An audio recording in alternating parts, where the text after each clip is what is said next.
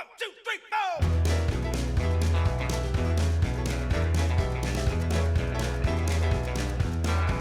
Well, I've been rolling in since the clock came Monday morning. From the end of the week, I'm bound to blow. Breeze walking through the honky tonk like a pack of wolves now. Order of a round stripes and it's away we go. Hello, I'm Larry Seidlinger, Executive Director of Lincoln Television and also co-host of the world-famous show called Wuzzup. I'm here today with a heavy heart to tell you about the passing of our longtime co-host, the Mayor of the Mills, Mr. Bobby Whear. Bobby passed this past week after a long, courageous battle with leukemia. He's sadly missed. I've known Bobby for over 20 years. And when he asked me to sit in and do this show called Wuzzup about 10 years ago after his co-host Kit Hayden had died, well, as anybody who knew Bobby knew, it's hard to say no to Bobby. We don't know exactly when Wuzzup started, but I do know that at the time it did, there was a lot of concern that LCTV wasn't performing many local shows. The original cast included Bobby, Kit Hayden, a retired NOAA weatherman, and as host, and Mike Christopher as the videographer and editor. They would visit people all over the county and beyond. From visiting people at the Elephant Farm up in Hope, to having a falconer here in the studio, to judging a kid's cannonball contest at the swimming hole up in the Mills by Bobby's home, to visiting Bruce the barber to figure out what was the right kind of hair tonic to use. And Bobby didn't have much hair. When I came along a number of years later and first sat in as co-host, we would read the local rag, Lincoln County News. And almost always before we sat in, he would have a story to tell. It might be about a music show at some restaurant that he went to the night before in New Hampshire, or a new eatery he had just been to. Bobby was a huge foodie, and he was a heck of a chef too. For any of us that had been so lucky to have his cinnamon French toast, we would all agree it was the best around. And this picture behind me that Bobby had made and gave to me on my birthday one year was special, as it had my name on it, introducing Wuzzup. It made me feel really proud that I was now part of the Wuzzup team. His unmatched assumption that everything was going to be okay in life was unmatched and boundless. We would laugh at him, as before each show, Bobby had a hat adjustment, so to speak, as he would always ask one of the cameramen if his hat looked okay. It would crack me up. Him worrying about his hat when his shirt or his sweatshirt that he was wearing had a very distinctive, well-worn look. A fashion mogul he wasn't. Bobby was the consummate hustler, or entrepreneur. He and his lovely bride, Sherry, owned and operated the Mill Pond Inn in Damascotta Mills for nearly 40 years. And although it was a full-time bed and breakfast, that wasn't enough for Bobby. He always had a gig tending bar, and if that wasn't enough, he had his real estate license as well, selling many homes to people who had visited the area, staying at the Mill Pond Inn. In fact, I now hold him personally responsible for a dramatic population rise here in the Damascotta area, as I know they all stayed at the Mill Pond Inn before moving here. I laughed when I asked Bobby about his tending bar and why he did it. "You know how many people I meet serving drinks?" he said. "No, got no idea." "You never know," he said. "They might be looking for a house to buy or a piece of land or maybe a place to stay for a few days. And I got all the answers for them." Like I said, he knew how to hustle. He told me the story of meeting his bride Sherry one day. And Bobby started every story with anyways. So anyways, I was sitting at a bar back when I used to partake, and I saw this beautiful woman. And I said to my buddy, because everybody was Bobby's buddy, "I'm going to marry that girl someday." And that was the beginning of a beautiful love story. He did marry that lovely lady. They came to Maine on vacation soon after and landed in the Damascotta region. And like a lot that followed him, found this older house on the Mill Pond in Damascotta Mills and started an inn. He told me once, "We didn't have any money to buy a house, so I took a few rests to get funding." And being from the North Shore of Boston back in the 70s, I can only imagine what kind of terms he came up with and who he came up with. Bobby loved his music, especially live music. Many have benefited from his passion for live music. For his love of the Rolling Stones to help promote a Boston guy, Adam Ezra, a folk musician who has become well known in these parts because of Bobby's undying love of music and many live shows he promoted. Bobby was a founding member of the Damariscotta River Chamber of Commerce and served on the board for many years. Just recently, he has rejoined the board here at LCTV, lending his wisdom in making LCTV all that it can be. You will be missed, my friend. Your passion and love of life, your big personality, and all the things good in the world, and your love of hockey and the stories of 35 years are going to the Frozen Four. And we know if there's a hockey game in heaven, you'll have a seat in the stands, or maybe even throwing down a few slap shots from the blue line. You've left behind a void of Bobbyisms, like so anyways, that people at the pub would have to take a drink every time you use that phrase when telling a story. And that left a few people a little under the weather, let's say, by the end of the story. And yes, in your passing we mourn our loss, but I know you really want us to be grateful for our time we did enjoy with you. Hearing your stories, enjoying your cooking, and laughing in your unassuming ways and your passion for life. You may be gone, but never forgotten, my friend. LCTV will be putting current Wuzzups on hiatus for a while until we decide which way to go. But we'll, for a while to come, be sharing shows from the early days of Bobby and Kit and Mike and the adventures in some of the shows that Bobby and I did together over the last 10 years. I hope you enjoy them. Good night, God bless, and rest in peace, my friend. Thank you. The thing I see is the guy only has one eye and one ear. And the guy says, it's a side view. Get the hell out of here. So anyway, so he says to the next girl, he says, okay, I'm going to put another one up. She puts it up and she goes, I agree with her. The guy only has one eye and one ear. So anyway, he says, you're out of here. So anyway, so he says to the next girl, he says, you heard what I said to the, oh yeah. So he puts the next mug shot up, and the girl says, oh, well, that guy wears contacts. And the guy says, that's very interesting. I didn't even pick that up. And she goes, well, he can't wear glasses. He's only got one eye and one ear. You had your way with me every time, but leaving. So we're down here in Round Pond at the Monday night jam session. We told BJ that we'd be down here. We went to the store last winter. We told him we'd be down here. So the collection of people that come here every Monday night at 5 o'clock, they play on the lawn. I'm sure there'll be more people. I heard 20, 25 maybe players. So anyway, Mike's got a microphone right in the middle, so we're gonna let you see what goes on here.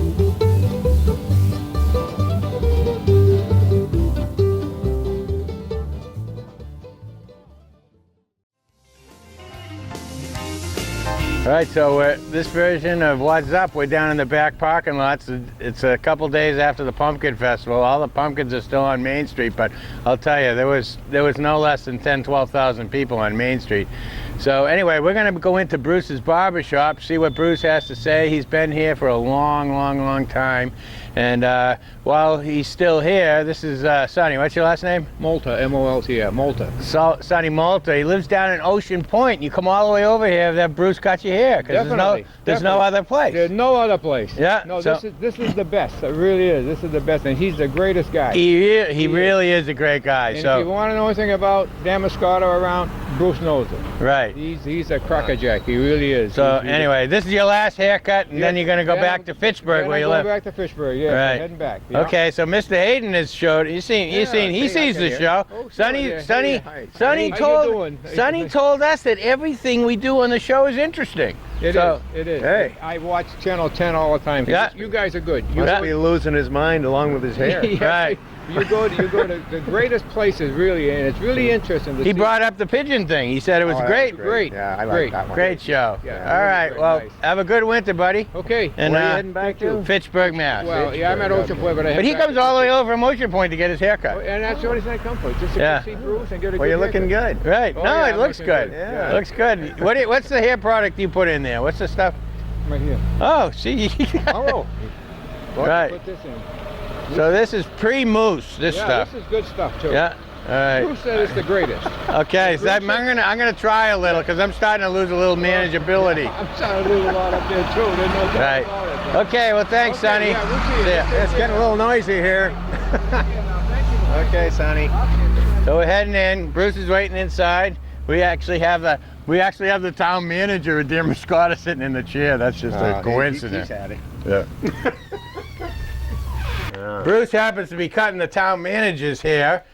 Greg's gone with the. He's telling me he's gone with the. What do we title that, Greg? What's the title of that? You don't have to comb it, Bobby. That's right. Right. No, it's a no comb marine look. It does look You know. So anyway. Easy to maintain. There's hardly any gray hair in there. This Right. must be a new experience. I mean, I for you. could lend you a couple of bucks. You could buy a comb, but you don't need one. All right. Yeah. So Bruce, what is Bruce, there? what was that magic ointment you sold the last customer? Oh yeah, here? I Sonny, want to what's know he about using that. on his Oh, hair? that was a little hair tonic for the hair. It Yeah? keeps it from drying out, keep the scalp from drying out. Yeah, like sort of conditioner or Yeah, something. it's like a conditioner. Because the hair products have changed over the years. So this is Lucky Tiger. You have any experience with that, Bruce, or that was just Yes, He drinks that's that. actually that's an aftershave.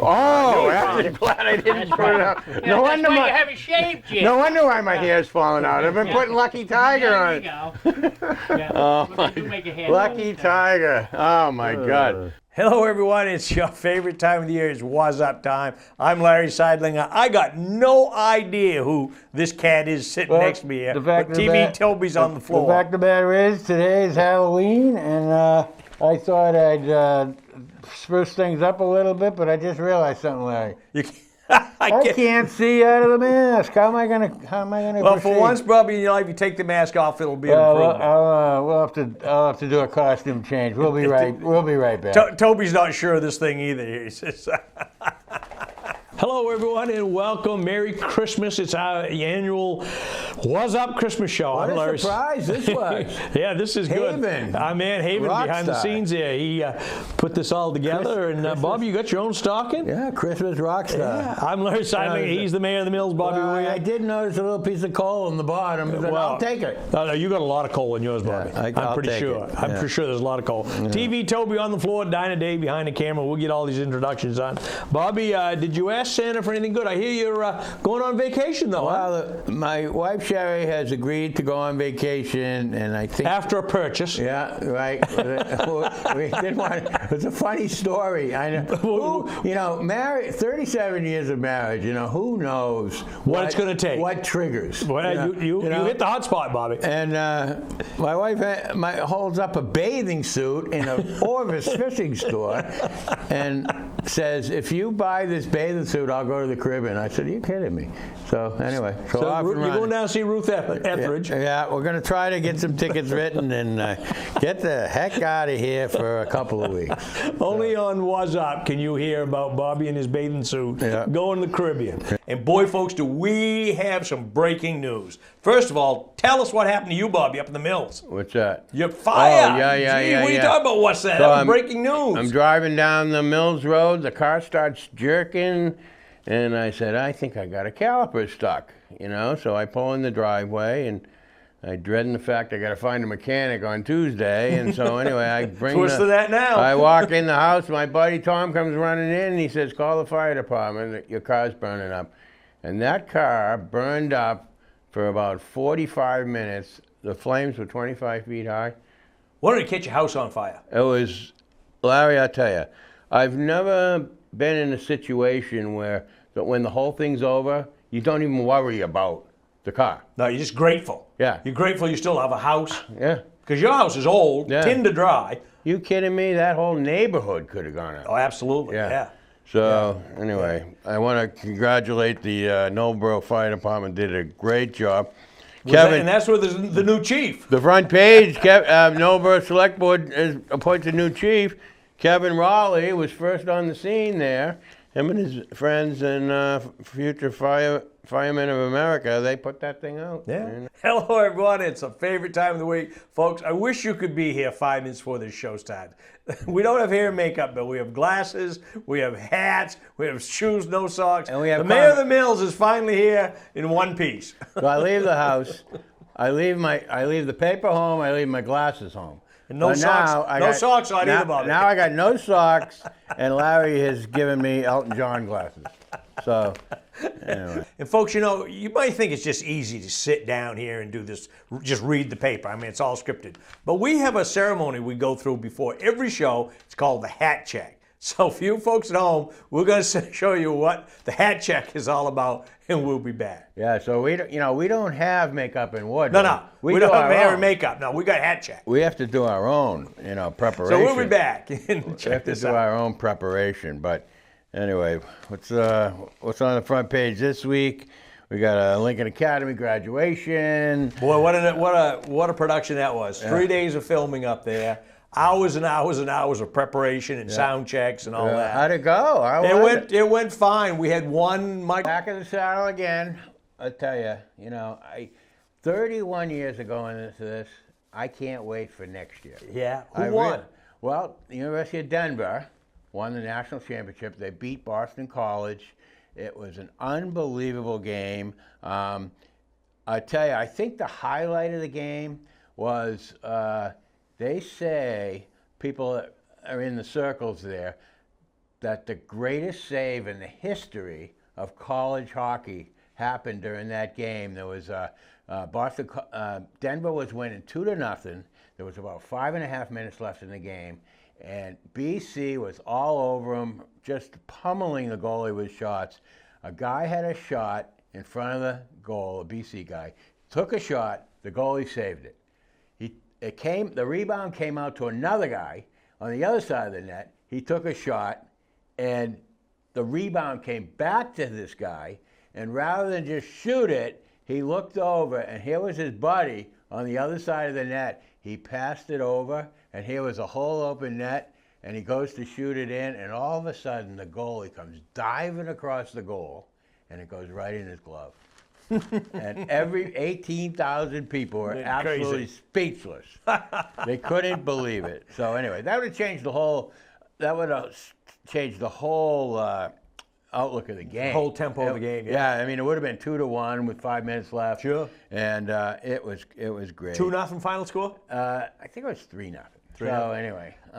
St. Paul, was that your first trip out there? No, it's my fourth. Fourth time you've been. Yeah, I'm almost the mayor of St. Paul. You're on first name basis. Anyway, with but the I mayor. took my friend Eric Martin. I'll forward this video to him. The deal with that was the last time I was in St. Paul, we were on the airplane, and Eric said, "I got to tell you something. Don't you ever invite anybody else to St. Paul except for me."